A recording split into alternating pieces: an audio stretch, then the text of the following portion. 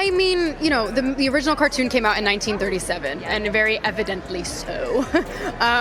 Once upon a time, Disney announced a bold new reimagining of Snow White, a film intended to catapult a new generation of viewers into a re-enchanted version of a timeless tale. Instead, the studio's most iconic fairy tale spiraled into a maelstrom of outrage, cultural backlash, and commercial disaster. And at the center of it all was Rachel Zegler, the once rising star whose every word, tweet, and eyebrow raise seemed to turn magic into mayhem. The story begins with empty theaters, and not metaphorically. We're talking about vast, echoing auditoriums across the globe, Lebanon being one of the first countries to outright pull the film from release. Discount Tuesdays couldn't salvage the numbers. Thursday previews barely, scraped $3.5 million. The entire opening weekend sat at a feeble $43 million, a number so low it couldn't even rival Dumbo. There's a big focus on her love story with a guy who literally stalks her. Yeah. Weird. And this was a film that cost Disney over $250 million before marketing dollars ever entered the chat. Critics didn't need to dig for metaphor. They called it a box office horror story. And somewhere in the center of that wreckage sat Rachel Zegler in a near-empty theater, surrounded by a few close friends watching the film crash and burn in real time. The Instagram story that surfaced captured her sitting with Ilda Mason, and others in a theater so barren you could hear the echoes of every awkward beat. But the backlash wasn't just financial. It was personal, and it had been building long before the premiere. Rachel Zegler had been on a collision course with public perception from the moment she began doing press for the film. What should have been a standard tour filled with smiles and sound bites turned into a showcase of apparent disdain. Her comments about the original Snow White were searing. So we didn't do that this time. So no prince or a different kind of prince? We have a different approach. She mocked the love story, branded the prince as a stalker, and announced that this new Snow White would not be saved by a prince, nor would she dream about true love. Instead, she'd aspire to be a leader. In theory, this was empowerment.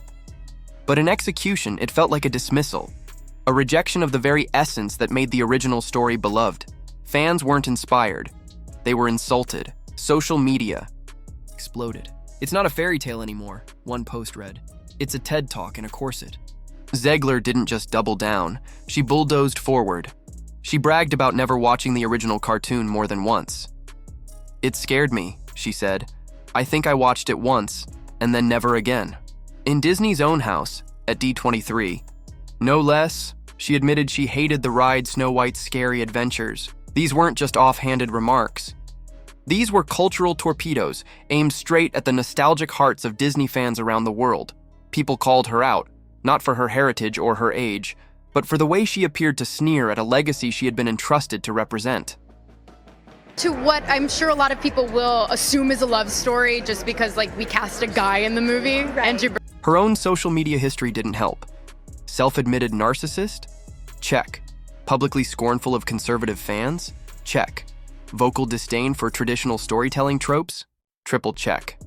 But the moment that ignited a generational wildfire came in the form of a rewritten origin. In this reboot, Snow White wasn't named for her skin, but for surviving a snowstorm. Traditionalists saw it as a calculated erasure. Never mind that a similar plot device had once aired on Once Upon a Time without controversy. This was Rachel Zegler, and every detail became a scandal. That scrutiny wasn't confined to screens or comment sections. Zegler soon revealed that angry trolls had taken to showing up at her apartment, screaming slurs through her windows. The hate had transcended pixels. It was now visceral and physical. What began as digital fury became real-world harassment and... Burnap, great dude. Yeah. It's one of those things that I think everyone's going to have their assumptions. Just as the cultural firestorm raged, conservative outlets entered the ring. The Daily Wire didn't just critique Disney's handling, they launched their own competing Snow White. Jeremy Boring openly said his version would restore the values lost in Disney's. Suddenly, the discourse wasn't about cinema, it was about ideology. Rachel Zegler became a symbol, whether she asked for it or not, of Hollywood's progressive overreach. But even before Snow White, Zegler had dipped into political fire. During Trump's presidency, she posted inflammatory rants on Instagram, savaging right-wing supporters in language so explicit it resurfaced like dynamite when her name hit mainstream press. When the old post re-emerged, it wasn't just fuel for trolls, it became proof in the minds of millions that Zegler was politically toxic. By this time, Disney had entered panic mode. Reports from Variety claimed that producer Mark Platt was dispatched not once but twice to personally beg Rachel to reel it in. "Take the tweets down," they said. "Keep your views to yourself." She refused. Disney had no choice but to assign a full-time media handler to manage her content. Effectively, about what it's actually going to be, but it's really not about the love story at all, which is really, really wonderful. And whether or not babysitting their lead actress, a handler for Snow White. But the meltdown didn't end there. Mark Platt's own son, Jonah Platt, took to the internet and pointed fingers directly at Rachel, blaming her behavior for sabotaging the film's potential. The sentiment resonated. People weren't just disappointed, they were angry. The woman chosen to carry the Disney torch was now being accused of burning the whole castle down from within. When the film's premiere finally arrived, instead of the glitz and glamour expected, from a Disney tentpole, what unfolded felt more like a damage control briefing. Red carpets were cut, public appearances scaled back. Zegler and her co-star Gal Gadot barely appeared together. Footage from the Oscars showed them stiff, awkward, worlds apart in demeanor. Any illusion of fairy tale chemistry had vanished. Behind the scenes, sources revealed what fans were already guessing. Gal was done. She fulfilled her duties, but the two shared no bond. They didn't attend most events together. There was no off-screen friendship. she finds love along the way is anybody's guess until 2024. All of Andrew Scene's Gadot, who'd enjoyed filming, allegedly found the drama overwhelming and distanced herself from the fallout. Zegler, meanwhile, retreated to Spain for a solo press tour, promoting her song Waiting on a Wish in what felt like a last-ditch rebranding attempt. Gone were the inflammatory statements. In their place, soft smiles, gentle music, and PR choreographed contrition. But it was too late. Disney, for its part, had reached its limit. March 2025 brought the unthinkable. Retailers in several countries began pulling Snow White merchandise off shelves. Not because of low stock, but because of zero demand. Entire toy aisles filled with dolls, dresses, and posters being removed quietly, shamefully, as if trying to erase the evidence. Disney wasn't just shelving a product, they were distancing themselves from a disaster. And Rachel Zegler? She disappeared. Not entirely, of course. She's still active. Still rehearsing for her West End debut in Evita.